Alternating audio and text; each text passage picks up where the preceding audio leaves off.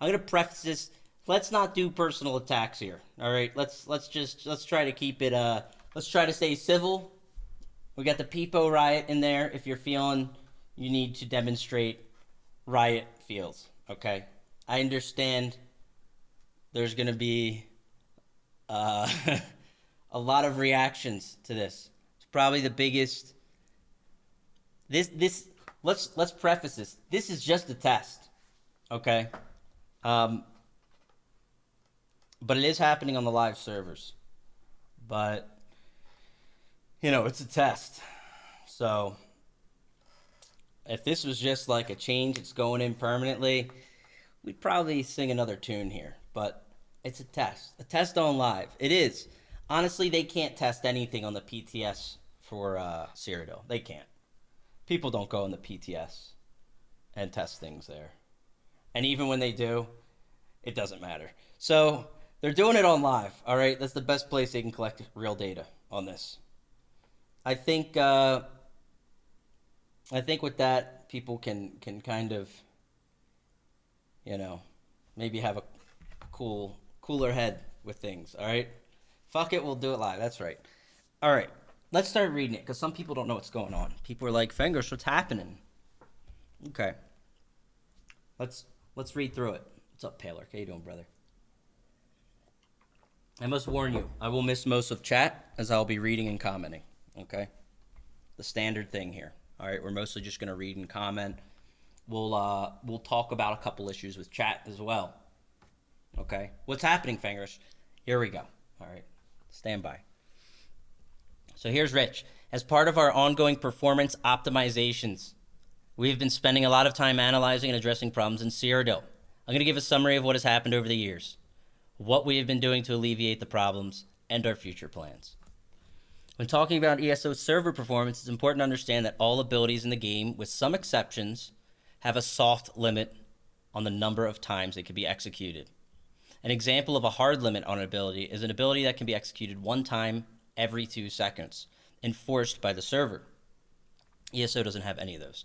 Instead, we've designed the game to have soft limits, which means you can execute an ability as long as you want, as long as you have the resources, stam or magic to cast them. There is a global cooldown on all abilities, which is set to 1,000 milliseconds, which is 1 second. This is what we refer to as GCD, okay, when people talk about it. All right, please, no personal attacks in the chat. Please stop it. All right, take it easy in there. My God. Yes. The design goal of soft limits in any game is to allow players to create builds that let them execute abilities more often depending on build choices made, and not to have hard ceilings on damage or healing per second. This gives a lot of control to the player, which makes for a really fun and interesting system, but it can lead to situations where players cast too many abilities too quickly and continuously if strict limits on resources are not enforced. So, to break away from it for a second, this is something that's always kind of been a part of ESO, is no skills really have cooldowns for the most part. I think there's some exceptions on and depending how some skills function, but for the most part, the game was designed and built around you can use anything. But you have a limited set of skills, and between that and needing heals and buff management, you really pick and choose your skills, for a particular build design, right? It's kind of been something that has defined ESO in how its combat works. Anyway, let's get back to it. Over the years, player power has grown considerably. With the addition of the champion system, various armor weapon sets, and changes to abilities, we've reached a stage where players with the right build can cast near infinite numbers of abilities. If you add in properly managed group with some focus on damage and some focus on healing and regen boosts, you have a perpetually running, never-ending stream of abilities. With that in mind, consider how area of effect abilities work. When cast, they look at a specific target area, almost always the area directly around the caster, find targets and perform the ability. Each of those steps require server calculations. This is something we've talked about a lot on stream, and we will talk about more today. At launch, Cyrodiil's processes were able to keep up with the number of AoEs cast because most players couldn't cast that many of them. They ran out of magic or stamina. They had to use AoEs judiciously. Over time, as player knowledge grew and regen builds grew in power, more players could cast more and more AoEs before running out of resources. During these years, we found and fixed many performance issues in Cyrodiil, and we continue to do so. We fixed significant issues, uncovered more, and continue to fix with every update. However, one foundational issue remains. At some point, we crossed a threshold where most players in PvP were able to cast endless AoE abilities without ever running out of resources. This is done through player knowledge, builds, and group mechanics, resulting in a constant stream of AoEs, with many players never using any other type of ability. Okay, I think I should just read it all and then come back to some of these, because I already want to strike out at some of these. And by strike out, I mean comment on some of these things.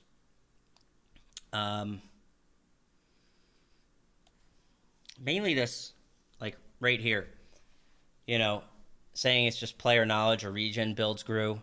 I mean, power creep's a real thing that happened. If you look at this game in the first year or so, there weren't many sets. There wasn't a CP system. So there is some truth to some of those concepts. With that said, you still could have made regen builds to cast endlessly. In fact, I'll come back to it, but I do think, lag already happened in the early days even, right? So while there's points to this, I think the root of the issue is not actually that there's endless resources per se, or that there's AoE, but we'll circle back to this with more and specify things a little more here. Anywho, this is not what we intended, but part of the fun of Elder Scrolls games is design a build that has unexpected. Yeah, let's do this. You guys like when I do this. Is designing a build as unexpected and powerful results, and we allowed it. However, as this behavior grew more prevalent, we reached a point where casting so many continuous AoE abilities in such a small area started to overwhelm the server process for that area, leading to situations where the lag meter spikes and the server becomes unresponsive for a period of time. True. Yeah, this is true. Our initial response to this problem, starting with Update 22, was to find and fix more than a few problems with AoE ability calculations and make them more performant. And we stayed mostly ahead of the problem. But as more players reached max CP, more players started utilizing this particular method of AoE spamming, we've reached the point where we cannot fix this issue around the edges. We need to address the core problem, which will be starting in Update 27. To do this, we need to first do some analysis, and we can only do this on the live servers. As much as we try to avoid running tests on live servers, they are the only place where the combination of player behavior, specific builds, and mass battles happen. He's absolutely right. Like, if they, no matter what the tests are going to be, they're going to have to be run on live. They're going to have to be. So starting with the week of August 24th, we'll be running a series of tests on the PC live servers, both NA and EU, only in Cyrodiil. Please note that we will not be running these tests on any of the consoles. Each test should take about a week, but if needed, we will extend the testing time. The first round of tests we're planning to focus around AoE abilities in Cyrodiil and will make it more difficult for AoE abilities to be the only abilities used, adjusting cooldowns, cost, and regen values of AoEs, damage, and healing. So here's the 4 tests that are going to be run. Okay? First one, shared global AoE cooldown, 3-second timer. This test adds a global 3-second shared cooldown to any AoE ability. This means that when you cast an AoE, you will not be able to cast another for 3 seconds. For example, as a Templar, if I cast Ritual of Retribution, I wouldn't be able to cast Puncturing Sweep for 3 seconds. This is a really rough example because any Templar player can imagine these two, one's defensive, one's offensive. It doesn't really make sense. But broadly speaking, this will affect everything that you could possibly fathom as potentially AoE, right? Like, Executioner wouldn't be AoE, but Reverse Slice would count as an AoE, right? And as a result, no one would use Reverse Slice during this test, right? They go, oh, you have to change to Executioner. Hurricane, if I buff myself with armor, I'm on a 3-second cooldown. If I streak, going to be on a cooldown.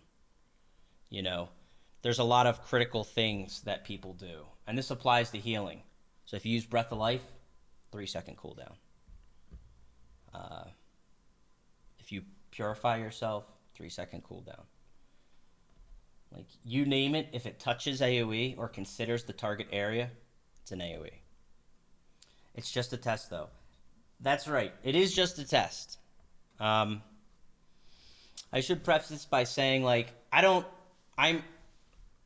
all for them testing this. I'll tell you why, okay? For one, it's going to be super interesting. A big problem with the test is likely there will be a lot of people not participating. The dip in population will probably make the test difficult. If they can gather useful data, go for it. You know, I think Rich already hit it pretty well up in one of these other paragraphs. You know, he did mention continuous casting of AoE abilities, but there's very specific circumstances here. It's not just, for example, it's, you know, let's take jabs for example, or me buffing with Hurricane or Streak. The server doesn't lag because there's too many streaks, right? Or because Fengrush is rebuffing his Hurricane and it's starting to lag out. Or, you know what I'm saying? I don't think that's it. But regardless, like, if they want to, like overall, I'm down for them to do tests and collect data. I think throughout all these tests, I'll read the other ones. I already had an idea of these, so I already read them. But I think in all cases, they're not really going to see lag because of how crazy this is. And by crazy, I mean how many abilities it impacts, right? That's all. By the same token, we could have some super interesting PvP during these times.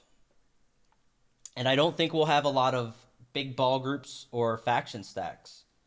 I think they'll get chewed up. I don't think they'll be able to hold their ground too well. With that said, the really good ball groups, and they do exist, very good groups like that just know the game in and out. They adapt to every change. They'd even be able to adapt to this, and frankly, they'd run pretty well, I think. As well as they did, no, but they're going to be running in a totally different world where, you know,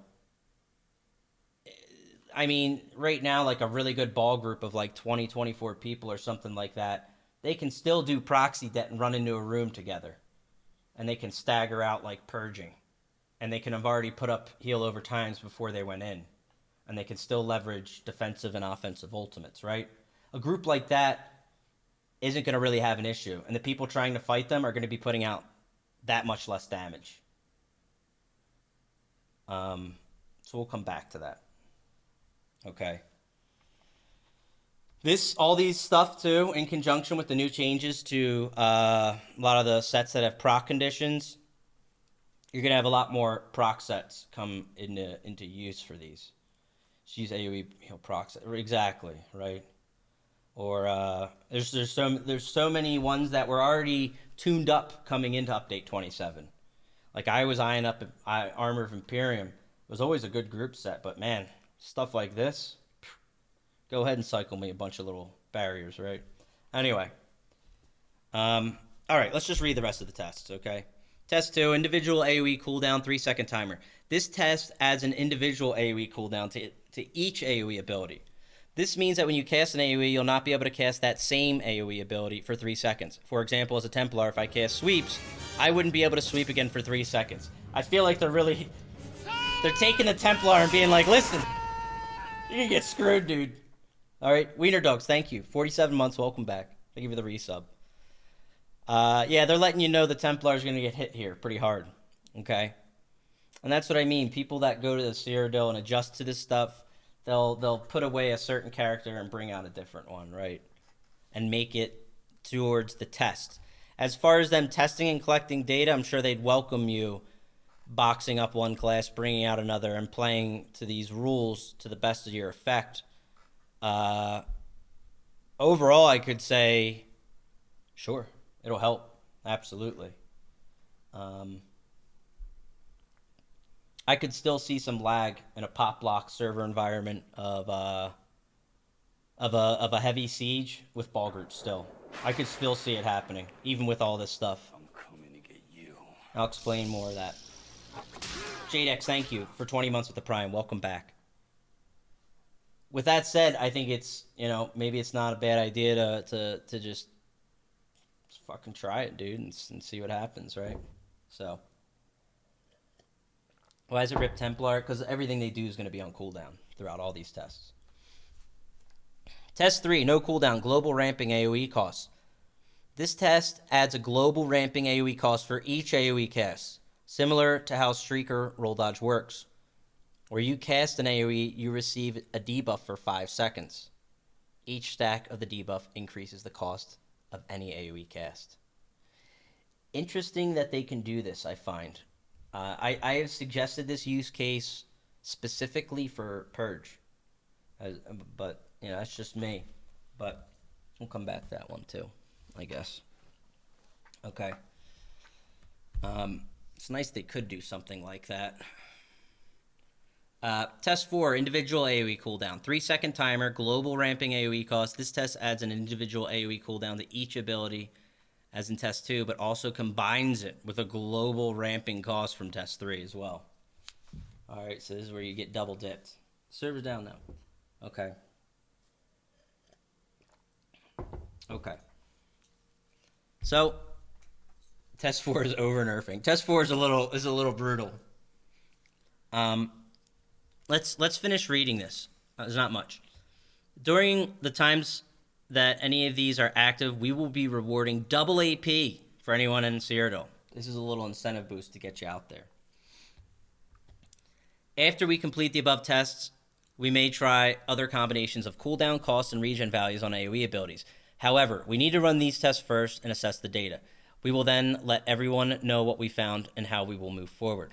We will be very upfront, but please be aware that if these tests confirm our hypothesis, then chain casting AoE abilities will no longer form the core of ESO PvP experience in the way it has for the last few years. We would then go through each class and ensure that there are viable ways for each and make adjustments as necessary.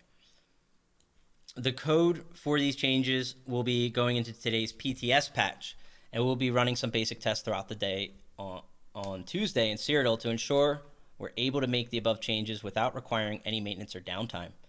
Once we launch Update 27 on August 24th, we will announce when one of these tests are beginning through an in-game announcement, and we'll have a forum thread detailing which test is currently being performed. Remember, these tests will be limited to Cyrodiil, so AoE abilities and other PvP spaces such as IC or BGs will remain unchanged for now. We will evaluate how these tests go, let everyone know next steps. Thank you for your patience and understanding with these tests. They are extremely important for the team, will help us towards improving Cyrodiil performance. Okay, so I got through that. PC down already? What?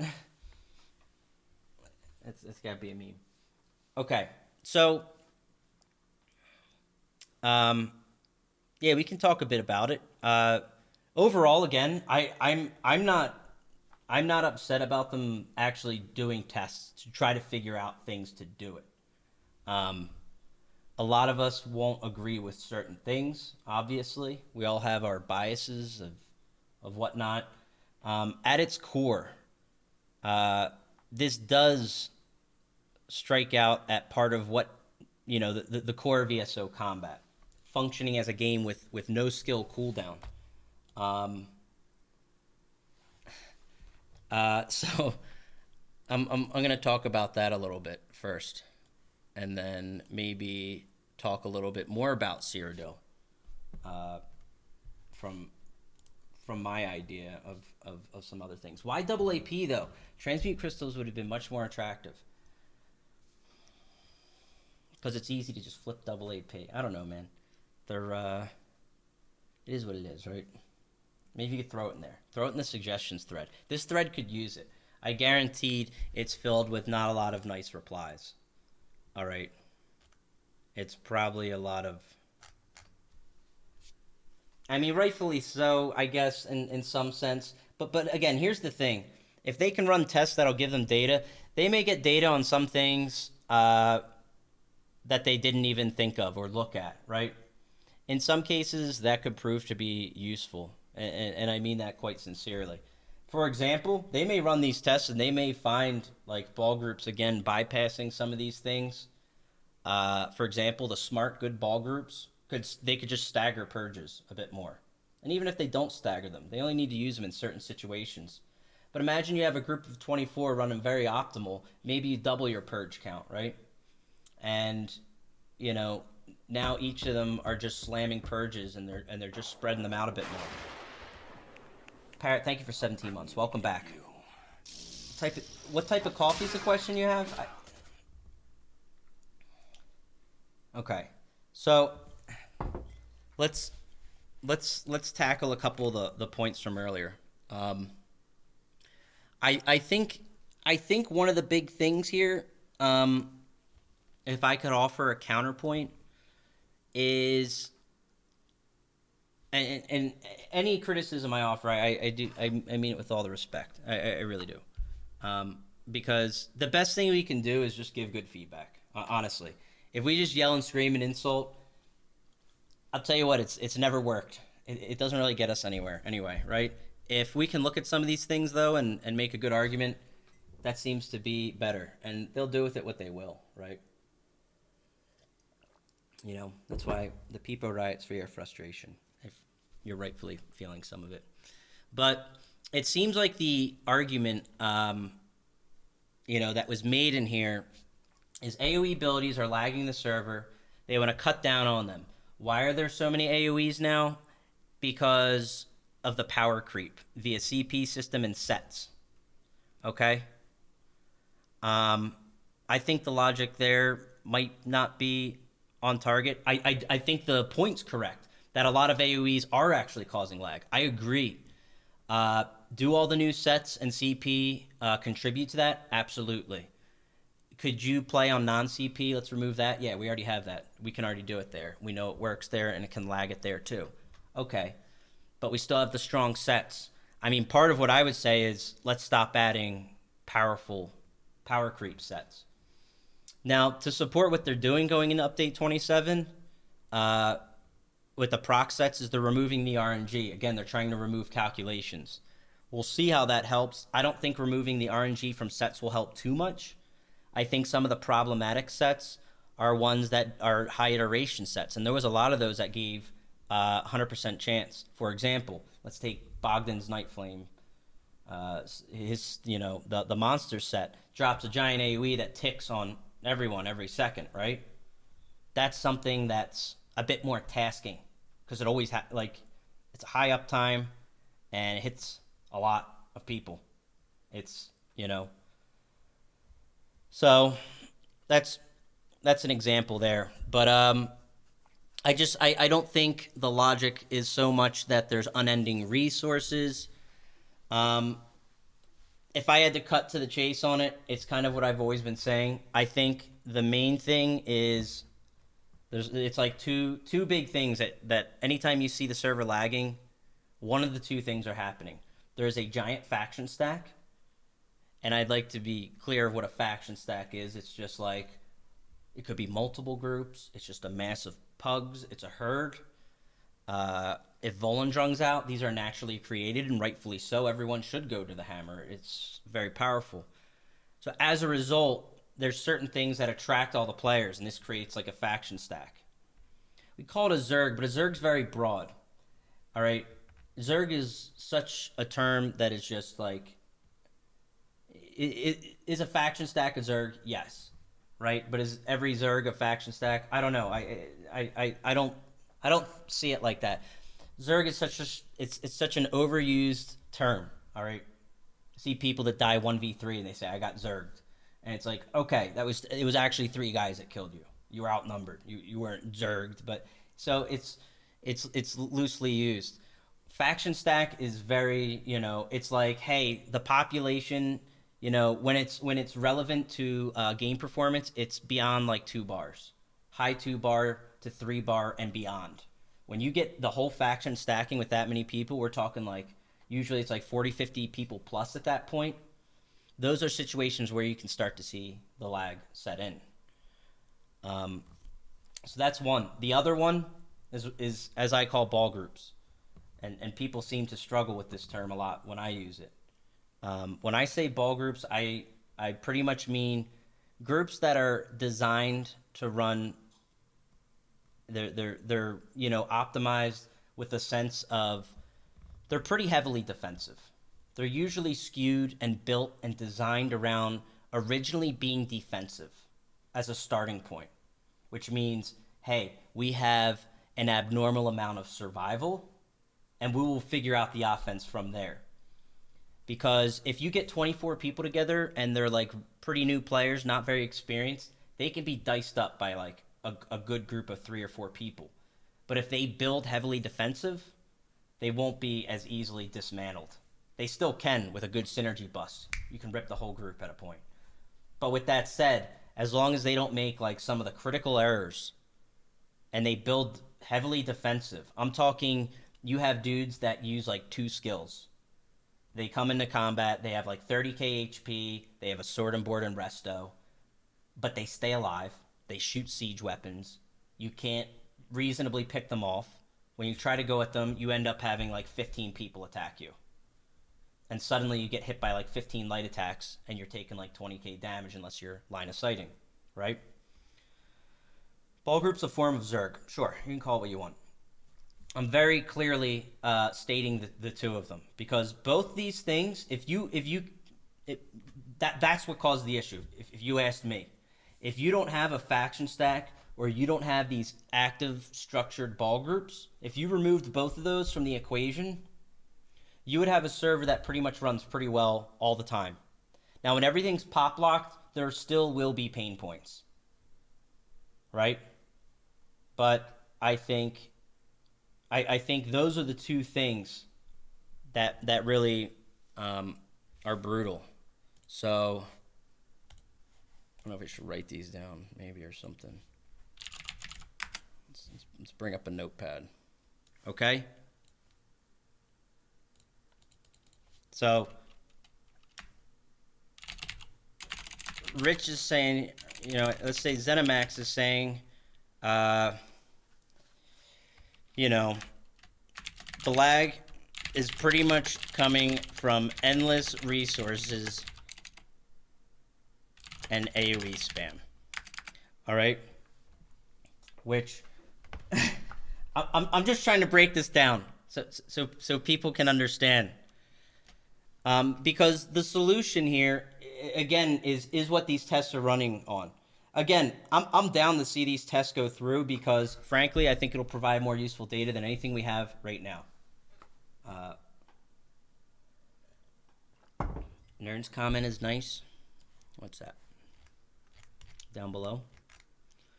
This test is going to work out great. Definitely fix performance issues on another if we disable combat altogether in PvP. That will also. All right, that's not very nice. This says at what cost? Yeah.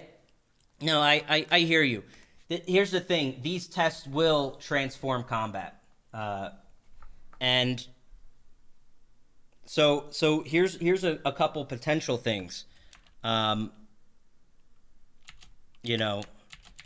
Response to these tests, obviously we're going to have less players out there. Lag likely won't happen. This is true. I think everyone can assume this is already going to happen. But I still think some ball groups will go out there. Now, there are some groups that don't know how to adjust. They're not the best. I want to be nice about things. But some players, let's say they're the less experienced like groups, but they run like these 20, 30 people and like they're all fucking healing and shit, right? These guys probably won't handle these changes well. I don't expect to see them out there. I expect to see the good groups out there, absolutely. Because the real good groups, and there's not many of them left, at least on PCNA,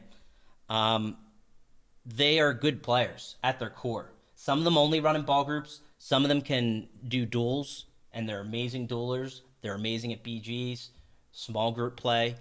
The good groups out there can adjust to this stuff. The larger, more casually designed groups that are just generally trying to copy stuff, where it's like, hey, make sure you got X amount of health to throw on that resto staff, okay? I want you to slot Remembrance or Barrier.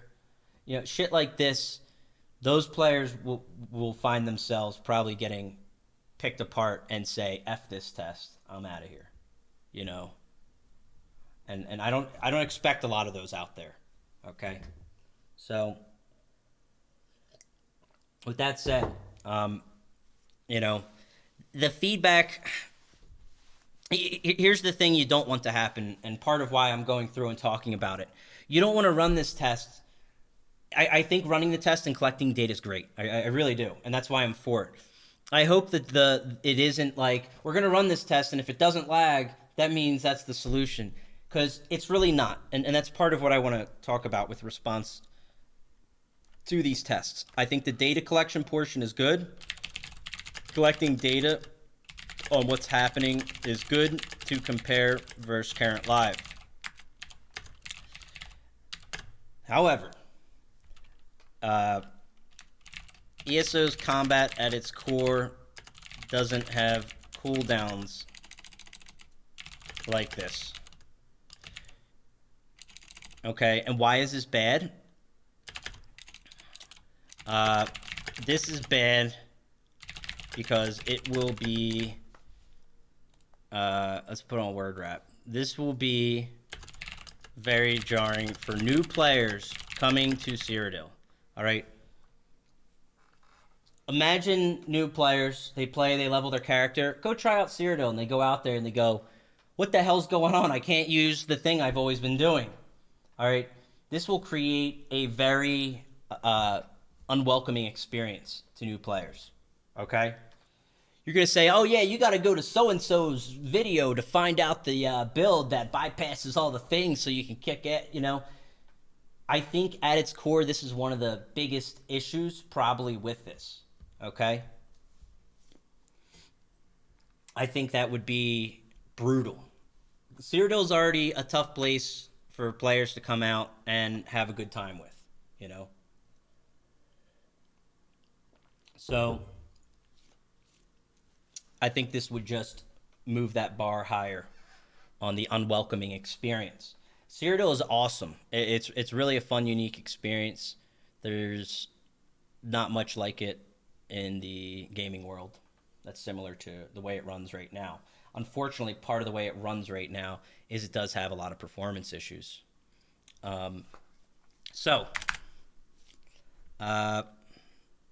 This was my that's like my biggest point actually on it is, I mean, not only does it create an unwelcomed experience, but it becomes like a different system of combat out there.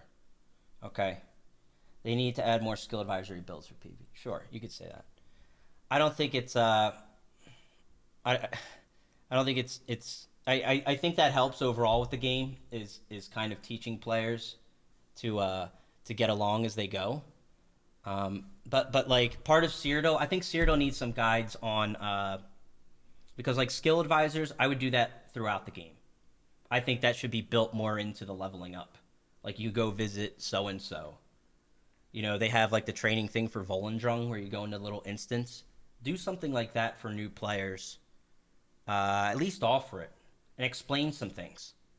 To this fucking day, medium attacks are not explained. You know what I'm saying? You know what a medium attack's called in ESO? A non-fully charged heavy attack, according to the patch notes. You know? It's crazy. Like that's not.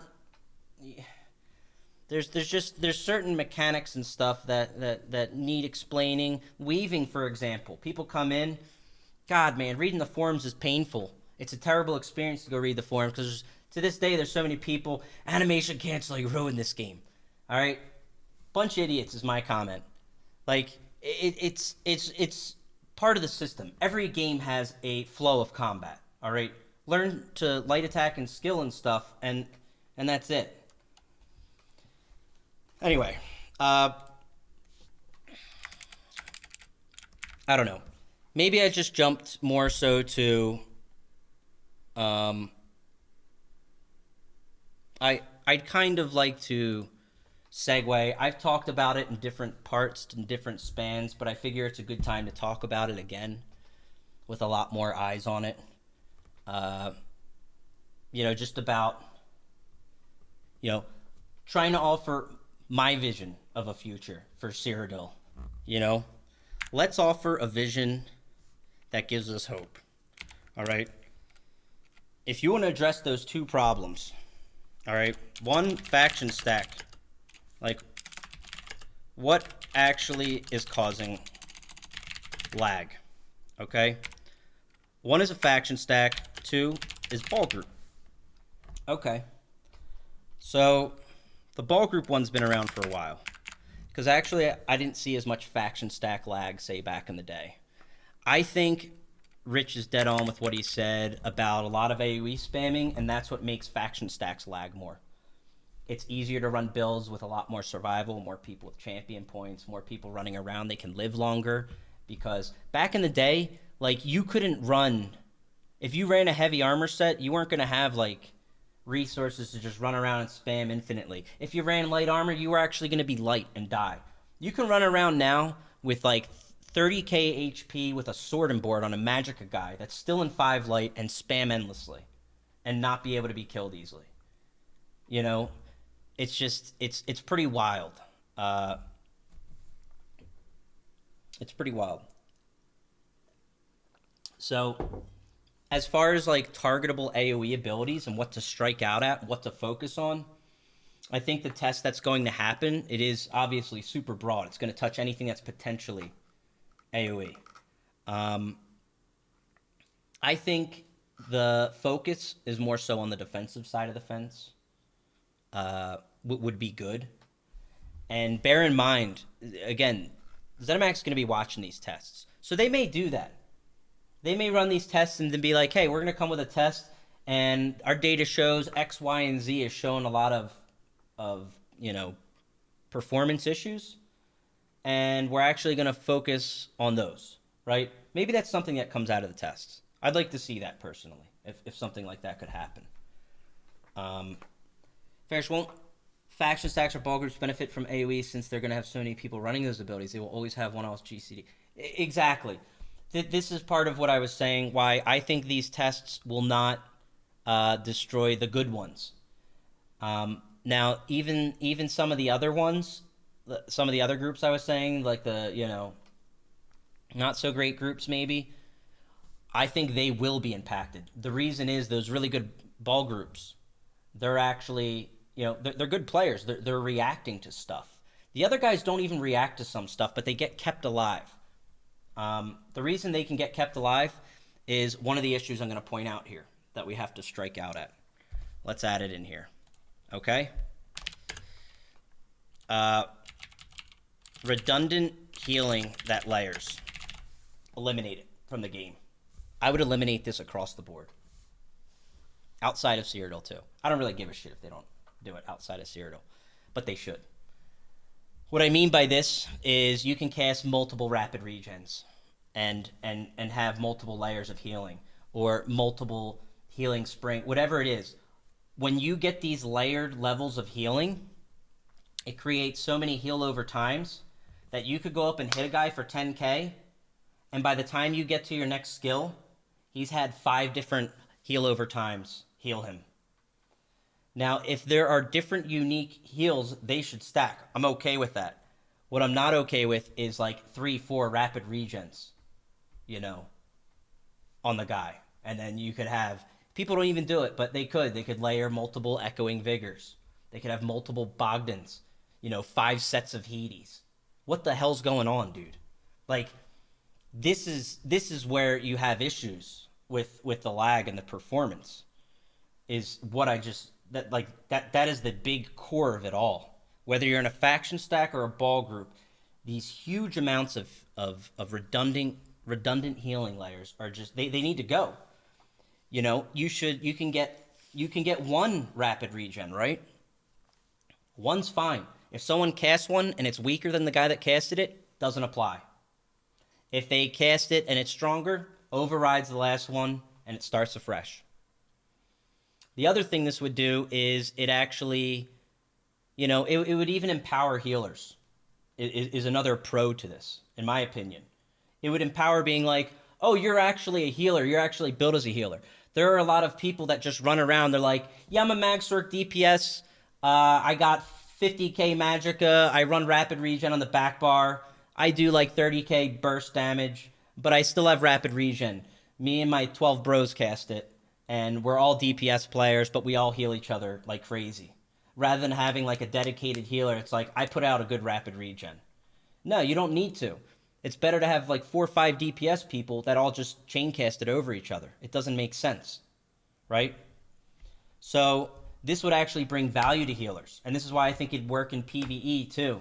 I see so much of, you know, I don't want to go too hard on the PvE. I don't want to derail off this, but like, I've always been for adding like healers. You know, they always feel like, oh, people don't, you know, want us or whatever. Like, add ways to like empower healers, make them useful, make them, you know, whatever. I'm not going to get into it for PvE. I'm not going to tackle that side of it. As far as PvP goes, this causes an issue. This causes a stress on the server when you have these huge amount of layers of healing. It's bad. It's really bad. You should not be able to have any more than one source of healing from each unique thing. One Bogdan's Night Flame can hit you. One set of Hades can hit you, right? So that's the first thing. All right. Let's pull this one away and focus on what we want to talk about. One unique source of healing per skill and set. Okay?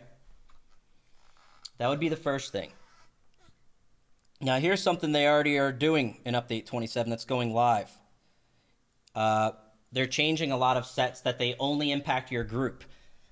This was a good step in the right direction.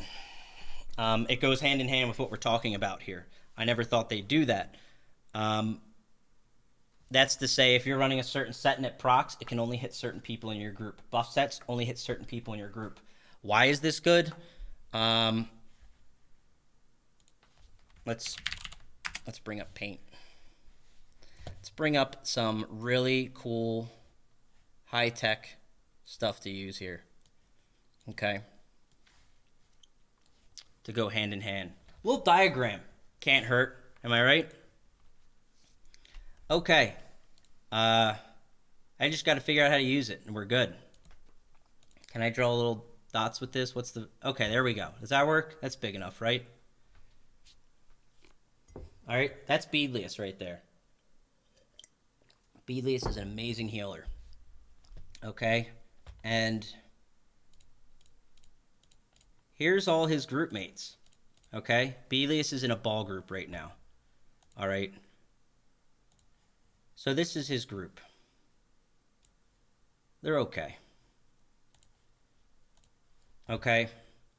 Beedlius is faction stacking and zerging with a bunch of other groups that are around. Okay? He's a no-lifer. He's shameless. Okay?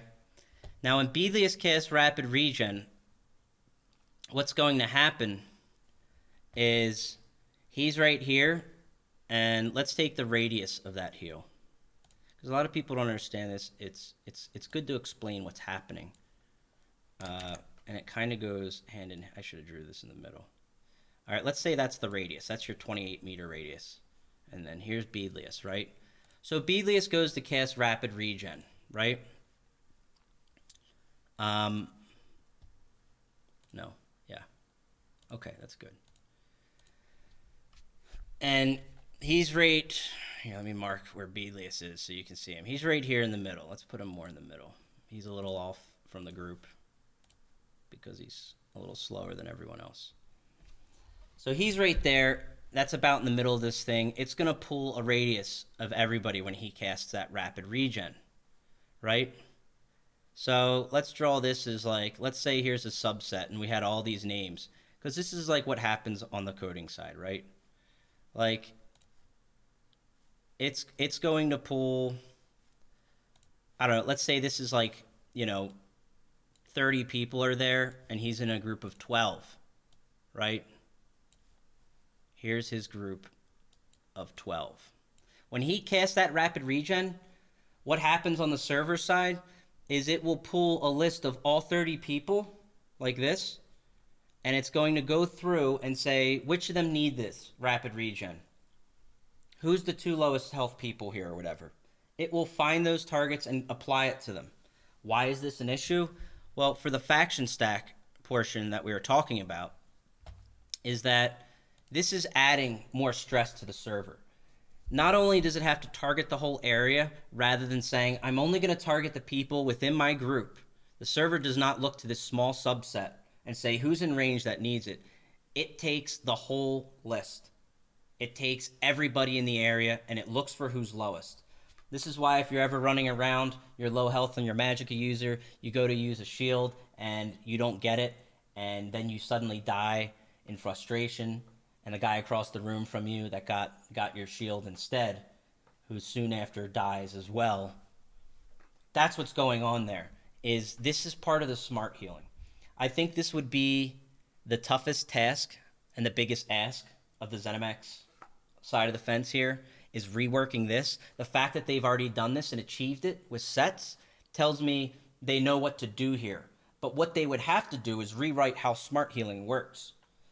They wouldn't have to rewrite it and redesign it at its core. They would just have to set its limitations and set that function to in-group only. So that's to say, when you fire that rapid regen, it only looks at this set here. It doesn't look at the wider set. Why will this help? Because when you have faction stacks of 60 people, what it creates is a situation where the numbers empower themselves due to smart healing. Because you don't have smart damage. You don't fire a poison injection into a crowd and it beelines over to some guy that's 5% health off on the right side of your screen that you didn't see. Because if it did, that would be the balanced opposite of smart healing. Smart healing is already doing part of the task for you. If you've never played another MMO, some MMOs, there's a lot that don't have this. There's a lot of games where you actually have to target your healer. Now, to offer some olive branch in the middle here of how this could work, because here's the counter argument I believe would be in place for why this isn't happening today. I believe it's that they want to allow players to go out to Cyrodiil and not feel like they have to be in a group, or if they're not in a group, they're not useful if they're trying to heal. Let me tell you this. For starters, if you put in a change like this, people are going to want you if you're a healer. They're going to say, hey, healer looking for group in zone chat, and they're going to say, pick that son of a bitch up. We need a healer. Okay? So don't feel like healers are going to be ostracized or they can't take part in it. A lot of ESO is play how you want, do what you want. They don't want to be in a group and they want to try to heal. Be like, hey, the game doesn't work like that. You don't run inside of 50 people blindfolding, flooding healing springs, scooping up AP, because that's how it works today. It's lazy and it creates a performance issue. It would be better to design it in such a way, in my opinion, that this would only apply in group. And the olive branch I was referring to would be single target heals you could still use. That is, you see a guy outside of your group and you have a single target heal, like Healing Ward, or Warden have the pull skill that they can heal to them with. Sure, use that stuff. It's single target, because that's not stressing the server. But these wide AoEs and faction stacks, they are. Not only that, but it creates lazy faction stacks that empower numbers just because of raw numbers, and their survival increases. And also increasing with their survival is the lag. Okay? If you want to, we're already willing to take sacrifices. We're going to have to give up something. Frankly, this would promote better gameplay. This would create an environment where instead of you just having 30 people that are all pretty much working harmoniously, they'd have to work together in groups. And if they don't work together in groups, they will suffer going against a more organized set of groups. Okay? This will promote nothing but a good environment, in my opinion. And it's going to take stress off the server. Buffs, heals, heal overtimes, all that stuff, tuck it into the group. Take the stress off the server. All right, this will immediately make impact on the faction stack side of the fence, okay? The other thing I think we should take a look at is what's causing lag here. Another point I kind of want to say is causing lag too is the survival portion. Let's talk about that. Rich talked about high survival. Frankly, what I just touched on lends to this. Survival, 0.3 lends to high survival. CP power creep pointed it out. True. This is he's not wrong on that one. That's absolutely correct.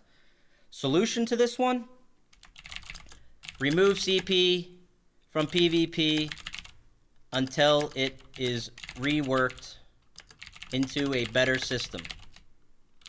Easy. Just remove it, all right? Will there be complaints for removing CP from PvP? Sure. PCEU are the only group of people that seem to really have it together where no CP is their main environment, all right? Everyone else, the PC, every platform, CP is our main environment. We're just a bunch of K-Konas over here. All right, we like to crutch on the CP. It keeps us alive. It makes us feel strong. We make up stupid excuses of why we need it. We say things like, hey, I earned those CP, as if that's relevant to anything. It's not. Remove CP until it's reworked. If you can reintroduce it, go for it. There's a reason CP is not in Battlegrounds. It's because it's stupid, okay? That's why.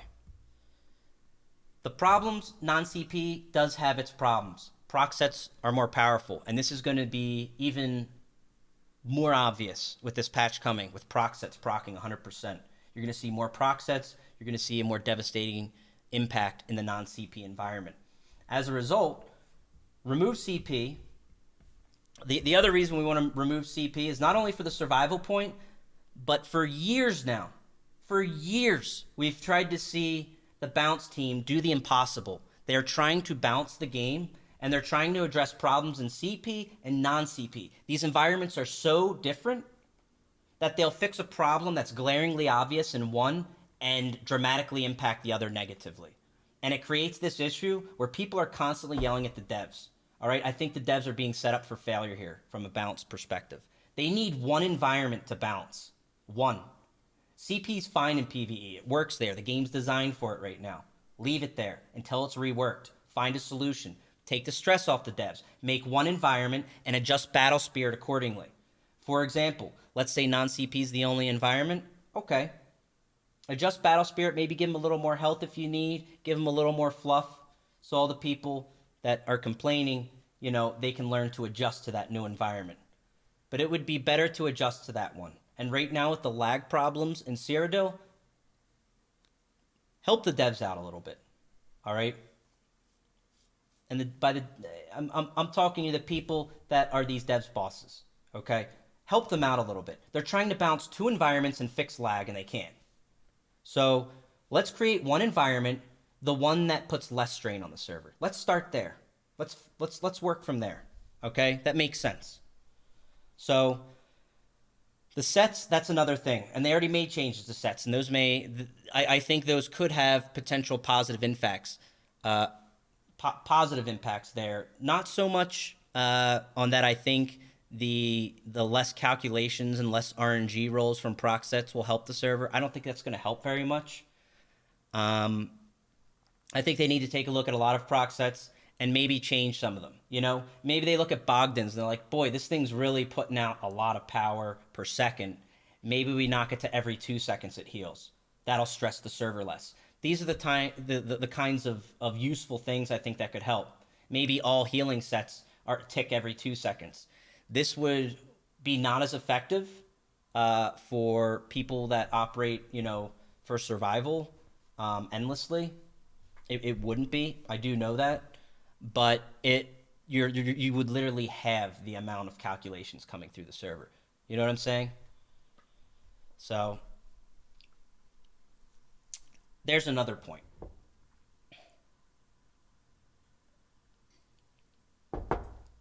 So as far as faction stacks, I think these are good starting points. I know not everything I documented here makes sense to what I've said. They just kind of supplement what I'm saying because I didn't write down everything I said. But I think a lot of those points would address faction stacks and what causes those issues. I think they could be looked at, and if you implemented a lot of those things, that would be good. I would make a couple other changes too. From a siege perspective too, if you're going to knock down defense, you have to understand, you have to take a look at some of the offensive abilities, make sure they're tuned and in a comfortable place where it doesn't just become, we already have time to kills like it's Call of Duty out there sometimes, but we need to keep those in check if we do tone back the defensive side of things. With that said, there are some, addressing ball group is different, and we didn't really address that. A lot of the things I just mentioned would help there. But as far as addressing a ball group, let's say this. Points 3 and 4 cover a lot of fixes. For ball groups, these guys are good players. You need to do a couple more layers of bouncing here. Why are ball groups not that great for the server performance? Because they are min-maxing the group environment and putting a lot of stress on the server. Basically, point 3 would help tremendously. Limiting heal over times. Second to this, we need to address purge spam. So this doesn't happen so much with faction stacks. Good ball groups, tons of purge spam, tons of it. It makes them nearly unkillable unless you just burst them in one go or pop them under a negate. That's it. So address purge spam through cooldown limitations. I think this is where cooldowns could be used. And maybe cooldowns isn't the thing for it, but I think you need a limit on purging. I don't think you should just be able to endlessly purge spam.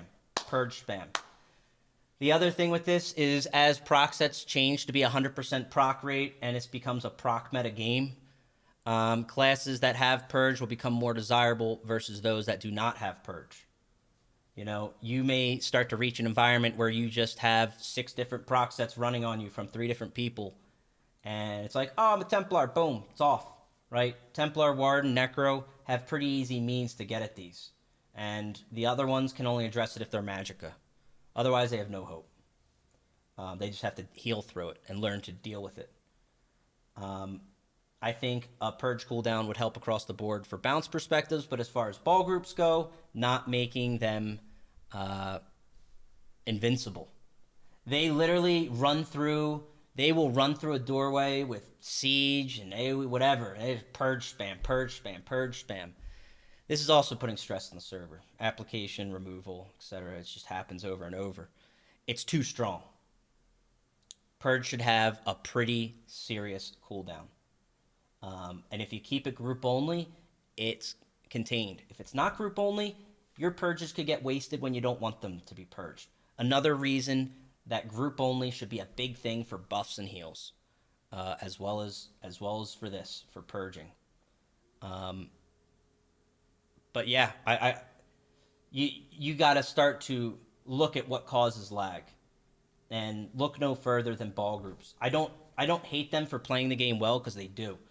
These groups run at a very optimal design, similar to how PvE raids run. They bring the right buff sets, they bring levels of survival, and that's fine. It's the developer's job to keep these things in check so they're not unreasonably overtuned, which they are right now. So addressing purge spam in conjunction with the heal changes. And the last thing I do for these, point 3, limit the group size to 12. Why do you need 24? Okay, 24 is pretty ridiculous. You limit the group size to 12, and you can't heal and purge and all that shit outside group. Suddenly, when you put together a 12-man group, you're going to have to make more choices, and you can't run so many, Like right now, 24-man group, there's like, all right, do we have 4 purge spammers? Fuck it, make it 6. All right? Because it gets to a point where the actual DPS in the group have pretty much every buff set you could dream of. They have so many layers of healing. They are infinitely purged to the point that they are just tuned out of their ass for offense. Now, they can do that. The reality is they don't make any real sacrifice. The group is making sacrifices in there.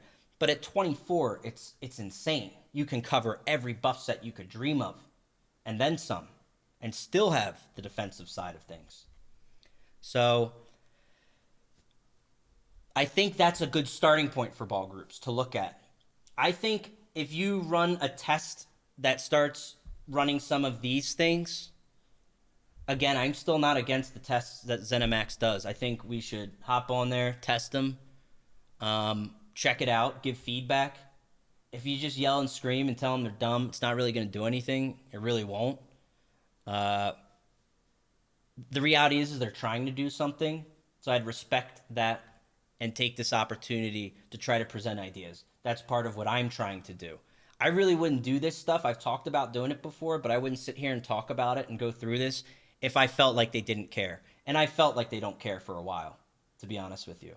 But I mean, if they're actually running tests and doing something, it tells me they care enough to fix it. Or at least try to. Will it come at the cost of something? Yeah, absolutely. Something's got to be changed. Something's got to be given up. Frankly, I don't think we're giving up much here. I think instituting these changes creates a better Cyrodiil. I think it creates a better environment where you actually play with groups and you look for certain people. Whereas right now, you can go out to Cyrodiil and just run in the middle of a faction stack. So I don't think there's any validity to complaints such as, oh, I can't get healed from other people out of the group when and then people will say, well, get in a group. I don't want a group. I just want to run around on my own. Well, then don't bitch when you don't get heals out of group, right? If you want heals in the group, then hop in a fucking group. Don't ride along the Zerg sitting in stealth complaining you're not getting heals all of a sudden. If you want this shit, you get in a group. That's how it works. You want to run solo, you run solo. That's it. No more of this BS in between. This would create a better environment where if you have 48 people attacking a keep, they would have to, at the most optimal they could do is break into 4 groups of 12. And suddenly, all their buffs and heals aren't complementing each other. So if 2 groups of 24 or 2 groups of 12 come in for 24 versus 48, and they start taking hits at these groups, they may have a more reasonable way to deal with this stuff rather than being like, holy shit, everything's lagging out. We're trying to attack 48 people. The server's having a heart attack in the middle of us striking on them. Half our skills aren't going off. Half their skills aren't going off. But since they have double the numbers, much easier for them. Much easier to recover. Much easier to heal. If you lose 10 people and the server's lagging, much easier to just pop ults, play defensive, and res the people. Let's take the stress off the server. Let's make that fight more reasonable. Okay? So, I think those are good concepts. Like, that's what you want, I think. You keep what Cyrodiil is meant to be at its core. It's meant to be an environment for group play, large scale. You can still have large scale with this. It's not just going to be this raging mob of 60 people just running together, flooding heals on each other. It's insane. You should still be able to single target heal people. I'm fine with that. That's fine. You can do that. But target people. Imagine that. Imagine people actually targeting someone to heal them. I know, it's unheard of. But, you try playing another MMO or something, or you've played some old school ones, it'd be a real wake-up call for you that smart healing wasn't there. I don't think it's bad. It just needs to be kept in check. And right now, I don't think smart healing's kept in check at all. All right? I've seen a full rate of 24 and then a hell of a lot more running with that rate of 24. And that rate of 24 is healing all the people around them. And I can't, you end up not being able to thin the crowd out. And it's stupid. It just creates this lazy herd that moves from keep to keep until you bring people enough to overwhelm them in the same capacity. See some people yelling upgrade servers. Sure, we could talk about hardware, but that's not really what my conversation's about. Frankly, I don't think just upgrading hardware or doing anything like that's going to fix this either. I really don't. Ultimately, we hit pain points. These are reasonable things that can be done. These things that I'm listing off here. These are reasonable ways to restructure how Cyrodiil functions. I'd rather see this than new siege, a new artifact, new anything. I don't want a new BG map. I want these kind of things instituted. This would restructure, group play and have a functional environment that may not lag. That's better than anything else we could ask for. Okay? So, any thoughts? Any questions? I didn't read chat the whole time. I'm sorry, but I think it's good to just stay on point. Group size of 12 needs to be a thing. I agree. But group size of 12 will only work if we limit healing and buffs and all those things. All right? It'll start to add value to people to be like, I want so-and-so in my group. Or be like, hey, we have 2 of these. Why don't you guys take 1 of these? There's no problem with that. There's no problem of one guild running 3 groups of 12. No problem at all. But the way the healing would be restructured and the defensive play would make it so you don't have this endless... It's basically 36 people in one group. Because they can all just cross heal and help and save each other. And it's not... It doesn't create a healthy environment. And it creates one that lags. Okay? Well, I'll put this on YouTube, yeah. Can you educate people on what counts as AoE for these tests? People aren't understanding the full implications of any single target. Anything that has an AoE potentially is an AoE. I listed reverse slice as an example. Because that's a single target execute that splash damages. Hurricane's a buff. That is an AoE. That's an AoE. If I use Streak, that's an AoE. Jabs is an AoE. Purify is an AoE. Breath of Life looks for 2 targets. That's an AoE. Rapid Regen looks for 2 targets. That's an AoE. If it is not a point at somebody and click it and it only hits that guy, it's an AoE type thing. If it does AoE damage around you or an area, the AoE test will touch a lot of things. Okay. It's gonna make some things, bombard AoE. Obvious. I mean, there's so many skills. As far as I understand, I don't have the full list. I really don't. But assume anything that's potentially could be an AoE is an AoE. Force Pulse AoE too. Yeah, I think that could. Oh yeah, that's the AoE one. I was thinking of something else. Do you think putting something like an auto group finder to match people would help solo players? It could. It could. I think the issue of people being able to find groups if they feel more forced into it is something that, that's a natural part of an MMO, man. That's what I don't understand, is I think the reason a lot of these things haven't happened is because it's been a concept.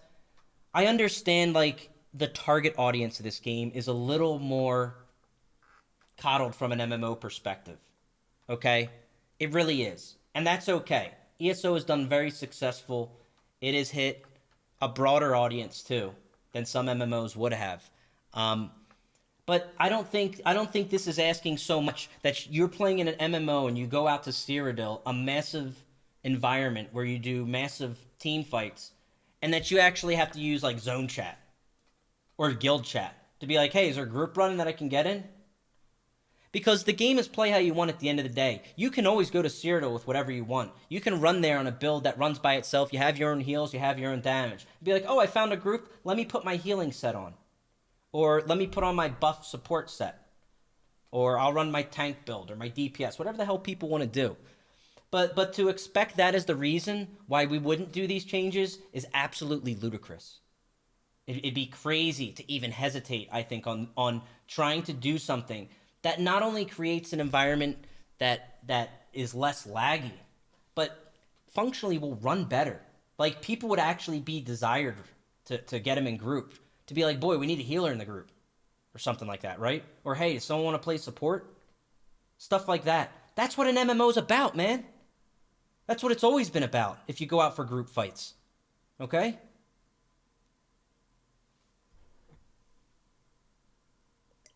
That's my opinion, at least. I just wanted to play with small-scale buddies. And you'd be able to, That's the thing. You guys would do fine. You're already covered in there. You're good.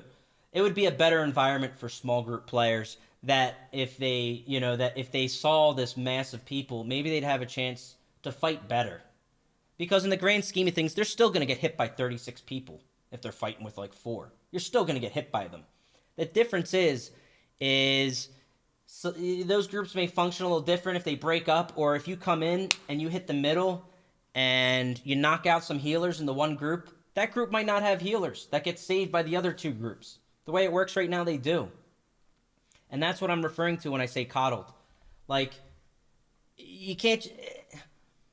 For the sake of performance, it would improve things. But why not be like, hey, I have to play with my group. I don't just play with the 800 people behind me. Because that's the concept today. And it creates faction stacks. You understand? It's, hey, it doesn't matter if we're in party. We could have 3 full raids of 24 people. Let's just all stick together. Let's lag this shit out and run together. That actually is how people think and operate right now. Prime time comes on the weekend. They all just group up. They're like, fuck it, dude. Let's do it. Yeah, it's about that time. We can roll 60 deep out there and start slowing shit down. They do. They absolutely do. It's 100% a thing. T, thank you for the bits, brother. Red Mountain is an AoE. Sets do not apply to this at all. As far as the AoE goes, sets have their own cooldowns. They're dealt individually. They are not part of this test, so to speak. Do you think it made a lot of changes in this direction to sack the concept of 1vx? I don't think it's as much to make the people that want a 1vx suffer as much as it is to... I say coddling. I don't mean it offensively. I don't know what it is or how you want to, what verbiage you want to use or how you want to word it. It's more like we want the environment to be welcoming for everybody. You know, it's this constant like grease in the wheels of just to make it so easy and welcoming. Reality is people get out there and they got fucking 3-second delay. They can't play the game and they end up dipping out. And they're like, but at least they can all heal each other. And it's so simple for them. No. Like, just explain to people. Here's how it works. You want to heal people with your smart healing abilities? Boom. You got to be in group. Easy, right? They'll start to learn to operate from a group perspective. Like, that's how it is and kind of should work. It's not like, oh, yeah, just buff and heal everything in front of you. You're in the middle of the breach here. Just pop a remember. It's going to get everybody in there. You know, it's wild. So... how about limiting how much siege per keep to help lag? I don't think the siege... I did want to put something in siege. I don't think siege needs to... that doesn't cause lag. Here's one thing I hate about siege. I'll tell you. I wish... This is an easy one, too. Goes along with the fact that we're going to nerf... if we're going to nerf healing and purge and all that stuff... let's say here's the front door. You're breaching a keep, right? And then, you know... you end up having all these meat bags inside. I hate this, and I think ZeniMax should change this. 100%. Absolutely stupid. What they all end up doing is, whoops. All the meat bags shoot one spot. And as a result, I'm sure a lot of you know this, you just get all these AoEs right here. So when you run through this breach, you take 6 ticks of a meat bag. Just like that. I would do all these things I'm talking about. Changing how purge works. Ball groups get through this with just healing. They can drop in a gate if they need to and move through. But stacked meat bags or scatters or whatever should not happen. I don't think you should be able to do it with siege. Nope. If you wanna hit this thing, you're gonna have to spread it out. You're gonna be like, put one meat bag there, someone else shoot here, another one shoot there. That should be allowed. You know, I mean that's how it should have to work. I mean, it's so brainless to just be like, yeah, shoot 7 meat bags at the door. It's a highly toxic zone. The moment you step in it, you fucking explode. It's stupid. It just doesn't make sense. And if you're going to nerf the healing and the defensive side of things, you're going to have to address siege as well from stacking. I think everything else is fine. If you can get people to coordinate ballista shots, layer meat bags as designed here, that's actually, you know, at least you have to do more than a one-head maneuver in game. Because right now you can just sit there like an idiot just eating potato chips and just everyone shooting the door with a meat bag, and it works. It keeps people at bay. So how'd that work for oils? Oils are fine. Pour them together, double hit. That's fine. I'm fine with oils. I don't like the meat bag stacking. I think it's insane. You completely disagree with this? Why? The counter strat is to make a second hole. Sure, yeah. But if you're going to nerf purges and heals and all these defensive measures, getting through this without negating it is going to be impossible. Because I've thought through making all these changes, and I'm wondering what would be really bad here or there. And this is one of the things that would be really, really bad. And I do the game would shift less away from a defensively structured situation. With that said, defensive sieges would be easier for the defenders with all the changes I'm talking about. It'd be harder to attack. And you probably would need to do more than one hole. Yeah. I'd do other changes to Cyrodiil.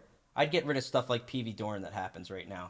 But that's for another day. That's more of just a pain point of people PV Doring with raids. That's stupid. And then they get awarded AP for it. I think that's just dumb. But I'm talking about performance stuff right now. Meatbag stacks ruined in the past because of how little you could do about it. I don't like them. I think you should be able to spread them out, but I don't think stacking 7-8 meatbags on one spot, like, what is that? It's silly. That's my take. I don't expect everyone to agree with everything I'm saying. I'm presenting ideas, and I'm doing the best I can. Please, again, I've said it earlier, please don't name devs or insult. It's not the point, and I'm not going to tolerate it because it's just silly. It's not going to get us anywhere. So this is a weird question, but why isn't all of the CP stuff pre-calculated? People say there's too many calculations for the server. Why isn't it pre-calc to reduce load? I mean, you can't pre-calc everything.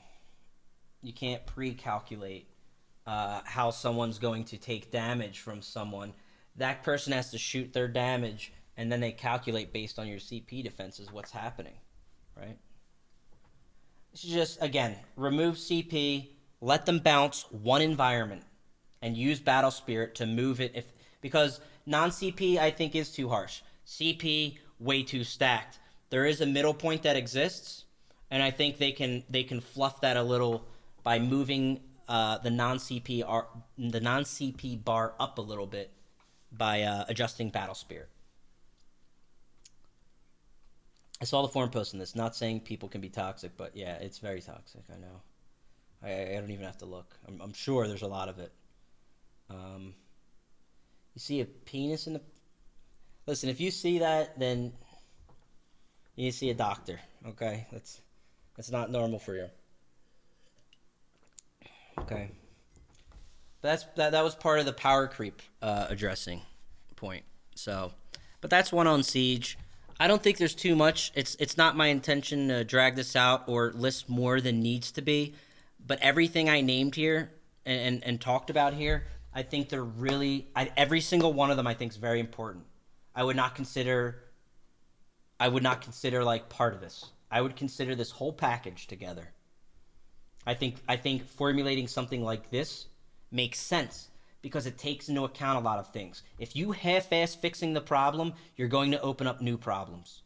And being like, we addressed this and this, but we left out that and that. And what you're going to create some other pain points too. I'm not saying that everything has to happen here, but there should be good reasons why some of these wouldn't. And I think there's a lot of reasons to support why they would be good. So, what do you guys think? Not gonna lie, Timmy's drawings were better. They were. All right, he had crowns to work with. If I had crowns, it'd be no problem. Could they just lower the CP cap? They could, but what's the point of having it at all right now? If they lowered the CP cap, we'd be dealing with the same issue at a different point. The other part of it is new players that come into this game, it takes longer for them to get into PvP and feel they're at full power unless they go to non-CP. In a lot of servers, non-CP is dead at this point. until later hours, unless you're on PCEU. So as a result, it becomes, hey, I just started playing this game and I have 280 CP. I've really been grinding. Time to go to Cyrodiil. Oh, wow. I died. It's not right. It doesn't feel good for new players. It's unwelcoming. ZeniMax has been masterful at making this game welcoming for new players. It's probably their best and greatest achievement they've done over the last couple years, on top of all the different systems and the housing stuff they've done. They've done really well at some stuff. But my point is they've been very good at finding ways to make the experience better for new players, and that has helped them. And as a result, it would help us too if you have a game where players can come in and feel like they don't have to grind for 2 months before they're as relevant as their peers. Super Bakers, thank you for 16 months. Welcome back. Thank you for the resub. Didn't they once say CP was a tough system and they wanted to figure out how to move away from it? Yes. Their intention is to redesign it. They've already stated that publicly, that they're going to redesign the CP system. That's been something I've been vocally agitated about. I've seen multiple skill audits, multiple bounce patches, where it's like, I always use the analogy, bounce is like it's like a boat on sea with all the chairs, and every time it moves, the chairs of the classes, and everything swings as a result. But like this, the CP system where it's at just makes everything more dramatically felt. Until it's redesigned, I think it should just be kind of stripped out right now. It's created a power creep that has just, accentuated some issues and problems, I feel. And it's made their job tough. It really does. I don't think any one of us could have gone through and fixed all these classes and done it properly, with all the other things that come in. Necrosin, thank you for the $5. Are you going to lurk in the background of some stream again tonight, Fang? I might be in there. I had last night off. I was just hanging out there. Watch him do a little bit of the grind. Can someone link the page he's got open behind? Yeah, I can. I can link that page. Thank you for the $5, man. They said they were going to redesign it, then they completely reworked the game and did a full skill audit. Yeah, because I feel like they're just going to have to do the skill audit again, if the CP system's redesigned. And if it doesn't need a skill audit after the fact, it just means it's not being changed that much. That's all. In which case, that would kind of suck. CP just is not fun. 8-10 points you need to distribute one at a time. Yeah, the system's a pain in the ass. You have to move it between PvE and PvP. That's also another pain point for playing in the CP environment. That sucks. Hello, cutie pie. So that's something else that could change it. One of us is in deep trouble. Buck, thank you for the 5 gifted, man. Welcome in. 5 new champions. 4,600 damage, decent, no CP? Yes, it is. Yeah, what do you guys think? Any F for that, Nate? Actually did hurt. That can be really painful sometimes. That was okay. What do you guys think? Any questions or thoughts on this? I'm open to them. I do enjoy taking some counterpoints or something, because there's always another point of view. They help round out what's wrong with this sometimes, or what's right with it. Ghost in the Jar, thank you for 100 bits. Appreciate that, brother.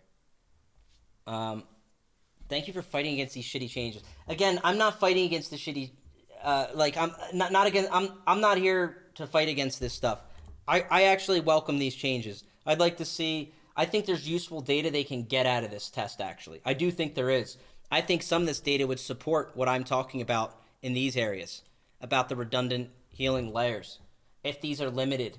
And frankly, in big groups, they would not be limited. You would still be able to apply redundant healing layers. And that would be part of the problem, is people with less numbers during these tests are going to struggle to fight the people with greater numbers that can just put up higher levels of healing because everyone's capped on how many skills they can do. The same issues will present themselves in different places, in different ways. And that's part of where it's not bad to have data, in my opinion. These are tests. These are not live changes they think are going to fix the game in isolation. It's important to remember that, and I'm hoping the community can just kind of respect that as is. If you don't want to be in it, if you're so hostily against it, you can still do Battlegrounds or just take the week or whatever, or play the New World Alpha or whatever. I don't know. I think the fact that devs are putting in print they're trying to do as an achievement. I agree. Rich specifically stated they're trying to be open about it. The more people are dicks to them, honestly, the less they're gonna be like, fuck these dudes, dude. Just do whatever. You know, honest to God. People say, help us, Fang. This is me trying to help. And if you want to help me, help you guys can help, respect that point of view. So they don't just look at this community as a bunch of assholes. Because it generally is viewed as that when it's like, oh, here goes Fengrush again. He's ranting. Oh, man. Let's just sit back and watch this asshole lose his mind for now, right? Like, this is not my normal rant and tear on it. I'm trying to talk about it. So,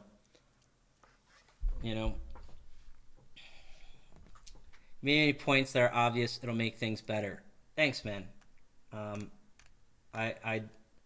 These are a lot of things I've talked about them on different streams, but I'm putting them all here together. I think we should be respectful of these tests, whether you are going to participate or not. Just see how they pan out. Let's do it for science. All right? Science is fun. Let's check it out. Let's see what happens on the servers. Let's see what situations present themselves. Quite honestly, with something as like huge as this, because this is very impactful, I'm sure there's some lessons to be learned and some takeaways. They'll see some things and be like, boy, that's borked. All right? And they might look at some things and be like, we're still having issues with X and Y skill, I guarantee they'll still see stress from rapid regen because it lasts so long that in mass you could still spam it. They'll still see that's an issue, okay? And they'll go, wow, that dude's right. We need to actually maybe limit these things. I hope it's not just like, oh, then we'll reduce the cooldown or something. No. Like, understand the core of what these issues are. I do think the devs will see this stuff, and I do hope they understand why I've listed these points the way they are. One of the things that's frustrated me the most when I've given feedback in the game, I know they can't take everything the way I say to do it and just do it that way. I do understand that, but I hate when it's like, oh, we have a clever way to do that. We'll just reduce rapid regen to 12 seconds. It's like, dude, they're still going to spam them, right? Or we'll up the cost. They're going to cost reduce it. There's reasons it's listed as reduce the layers of healing. The layers of healing give protections, and they create these endless survival situations. If you're supposed to heal to stay alive, then let people react. Let people reactively heal to keep them alive. That's what healing's there for. That's why people look for good healers. Okay? Because right now, I'll be honest, there are good healers in the game, but a lot of times you can get by with just DPS throwing up rapid regen and just having good movement. And you don't even need, like, oh, this guy's a phenomenal healer. You don't even need it a lot. You just need people that work together, popping regen and purging each other. So make healers valuable again. Box, thank you. 25 months, welcome back. We are all test subjects in Cyrodiil experiment. We are. Do you think the structure of Cyrodiil itself, siege objectives, contribute to how players are playing and the problems it's causing? I mean, the only thing there is how they funnel and why they don't spread out. So there's a portion to that. I think, again, this is a great starting point because I think this creates a better environment. I think it creates one that makes more sense from a group play perspective. It creates one that's not just a lazy faction stack. As much as you put incentives to be like, hey, if you go and hit towns and stop faction stacking the front line, there might be more of a reward there. People that can't win that fight are going to faction stack regardless. You know what I'm saying?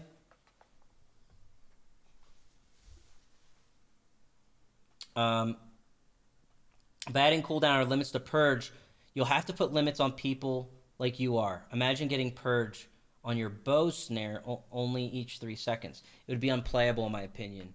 But we haven't had to start somewhere to support your ideas. Thank you, dude. I think you mean if people that rely on purge to, say, get rid of slows and stuff, and then they wouldn't be able to clear them. That'd be something, but I mean, Magic and Stamina have great options for it. I mean, Race Against Time is better than the Stamina counterparts. That's why Stamina run Race Against Time. So, I mean, there are good slow purge mechanics present. And if there weren't, they could be added in. I've long thought that Battle Spirit should reduce healing coming from other players to help to cap off the healers. Okay, so that's a thought here. My counter argument would be that calculation's still happening. You would still be getting healing from other players. And what those people would do is they could layer on even more healing. Honest to God. They'll just say, hey guys, we're gonna need more Heaties and Night Flames on the front line here, and then they'll fill in that gap with more healing. These are the easy ways to maneuver things like that. Whereas if you just say, here's the rules, you can't heal outside a group, suddenly you have to function with the mindset of your group. And it starts to make you think group-oriented and not Zerg faction stack oriented. Where it's like, do we have 500 people? Hell yeah, brother, let's hit it. Right? If you want to fight like a decent group with your group, you know, you're going to have to put a little more thought at it, is all. And the way to keep those super good groups in check is limiting some things like these overtuned things like purge spam that, you know, and other things would have to be looked at, you know, because I think that's a fear for ZeniMax is that really good players would just annihilate with stuff like this. But I'll tell you what, the alternative is the server lagging out, and it's not great. It really isn't. Do you think the PvP ability sets and playstyles is bounced around DPS, PvE, DPS parses? No, not all the PvP is based around that. No, but some things are just spreadsheet bounced right now. Dots specifically are. That's why you see these very tiny adjustments. We adjusted this one by 73 damage, right? And it's like, what did that do? Well, it made it bounce on the spreadsheet. I meant that as an add-on to the no heals outside group in the 12-man cap. So, hang on, let me reread that then. I thought the Battle Spirit should reduce healing from... Oh, you're just saying even people in your group... I would, you know, I don't think it needs to happen like that, but if it needs to after the fact, it's something to look at. Right now, I think the defensive side of the fence is skewed so far towards that. So I would take it in steps. I think these are good initial steps. I think if we are running a test on this stuff right here, if they're saying we're going to test Fengrush's Dream Vision here, that it'd be amazing. I think we'd have a good time, and I think we'd see, and there'd probably be pain points too. But this would actually change how people play, as opposed to this test will. The other one too that they're doing is also going to change how people play. In some ways, I don't think just limiting AoEs is the best way, and then we talked about that at the front end of why. I don't think it'll be a welcoming experience for people to have to adjust how they've always played the game and come out here and be like, so wait, I have a 3-second cooldown on everything? Well, I don't like playing my class like this, you know, this is stupid, right? And they'll just, that may happen. I mean, but the counterpoint to running these is we can get they can get some good data, because they do collect data off this stuff. So, put it on the dream board.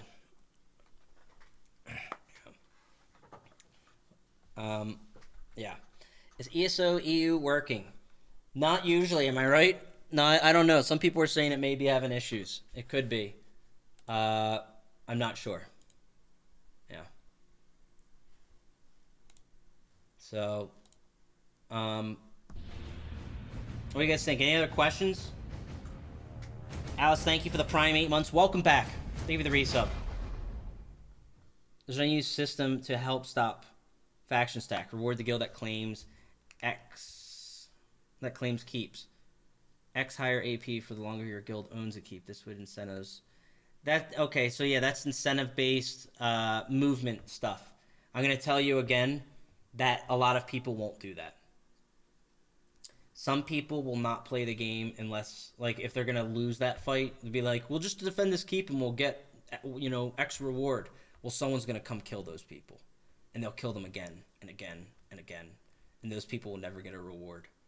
And that's where that system has some faults. But I hear you. Incentives to spread people out is another issue, and I wasn't really tackling that one here. I'm mainly talking about, you know, kind of rewiring how some things work and addressing some of the problems head on. That's what I was trying to do. I just got back. Could you explain 3? I mean, I'm going to post the video so you can check it out there. Yeah, I think rather than re-explaining, you just check out the video. I'm a new player getting a PP event content really helpful. Any reason to go dual wield on Stamp Sword instead of 2H? You can. Works in non-CP pretty well. I run dual wield in non-CP, two-handed in CP. So yeah, it's possible. This is scary if they make these changes this way and make it permanent. It's going to be backwards gameplay land. Well, yeah, I mean, there's no reason why they're saying they're going to make this permanent at this point. We'll see how they go, and based on that, I think there's some reasons, yeah, that some of these are a bit overbearing. But I'm down for them to test them out, try them, and see what it's like. I mean, regardless, it'll be something different. Has affect the Orc army? I mean, both these things would affect it, but this would be all for the better. I think the one I was talking about would be all for the better, but yeah, I mean everything will get impacted by it. Every player will get impacted by these. Every build that anyone runs will be impacted by the tests. What I'm talking about, isn't going to happen right now, but it's food for thought while we're on the issue. And I thought it was a good time to bring it up and review it. Because even as Rich stated, some of the points he stated are absolutely true. Power creep causing lag. I think just taking one thing of AoE and targeting that, I think it will have issues here and there, but we'll see. I mean, that's the point of the test. That's why we do the tests. So I think we're good there. I think we'll wrap it up, this little talk on this stuff. And yeah, I'll post it up on the YouTube. So we haven't posted anything there in a while. So be good food for thought with what's coming with this next update, because it's going to be a different tackle out there. Round 2 PTS patch review. Let's go. What's this? There's probably not much in here. Usually, right? Yeah, they say they're going to do the tests. Okay.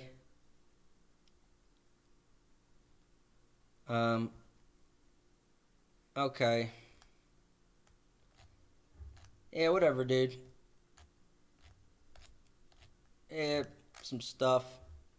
An executioner now triggers an enemy's dice within 2 seconds of being damaged by you. Oh, the assassination. Okay. Oh, that's interesting. Toxic barrage. Fix an issue where the dot from this attack would apply to the target even if they dodged all instances of the damage. Poison will now apply on each tick. What did you want me to read in here? Chlorines will once again requires a crit strike. That's good. Potatoes, 30% down from 5. Oof. Red Mountain increased. Oh. Ah. Come on. 8 seconds?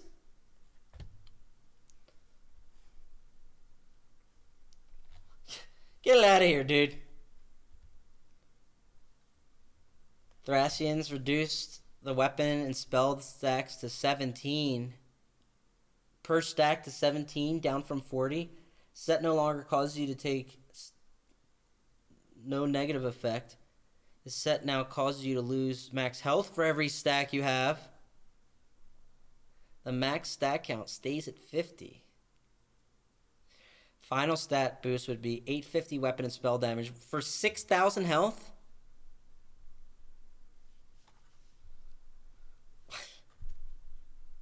There's sets that give like 600 weapon and spell damage, and you don't take minus 6k health. Come on, man. I don't even need to see the developer comment. I got a Fengrush comment for that one. It's not really there where it should be. Oh well. Anyway, there you go. I don't really need to go through that. Yeah, that's pretty. That's pretty. I'm sure the developer comments include something about high health and vampire and whatever.